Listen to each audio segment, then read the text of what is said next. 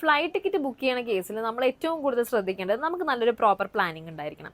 അതായത് ഏറ്റവും അഫോർഡബിൾ ആയിട്ട് ഏറ്റവും നല്ല ടിക്കറ്റ് കിട്ടുന്നത് എവിടെ നിന്നാണ്. അപ്പോൾ നമ്മൾ Booking.com പോലത്തെ സൈറ്റുകളിൽ നിന്ന് നമ്മൾ ബുക്ക് ചെയ്യുന്ന സമയത്ത് നമുക്ക് 24 മണിക്കൂറിനുള്ളിൽ ഇൻ കേസ് എന്തെങ്കിലും എമർജൻസി വരികയാണെങ്കിൽ പെട്ടെന്ന് നമുക്ക് കസ്റ്റമർ സപ്പോർട്ട് കിട്ടുന്നുണ്ടോ, നമ്മൾ ചോദിക്കുന്ന കാര്യങ്ങൾക്ക് പ്രോപ്പർ ആയിട്ടുള്ള എക്സ്പ്ലനേഷൻ ഉണ്ടോ, നമ്മുടെ ബാഗേജ് റിലേറ്റഡ് ഡൗട്ടുകൾക്കൊക്കെ നമ്മൾ ഒരുപാട് കഷ്ടപ്പെടും. ഇത്തരം കാര്യങ്ങളൊക്കെ നമ്മൾ ഫോക്കസ് ചെയ്യേണ്ടത്. അത് ഏത് ഏജന്റിൽ നിന്ന് ബുക്ക് ചെയ്യുന്ന സമയത്തും നമ്മൾ വ്യക്തമായിട്ട് മനസ്സിലാക്കേണ്ട കാര്യമാണ്.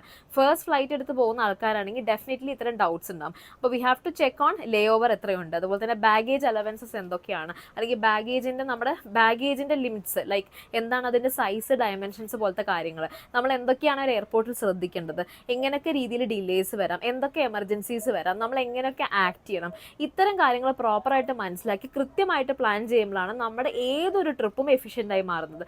So in that case Booking.com പോലത്തെ സൈറ്റുകൾ റിലേ ചെയ്യുന്നതിനേക്കാളും കുറച്ചും കൂടെ നല്ലത് നല്ല ട്രസ്റ്റബിൾ ആയിട്ടുള്ള ഏജന്റിന് നോക്കുന്നത് തന്നെയാണ്.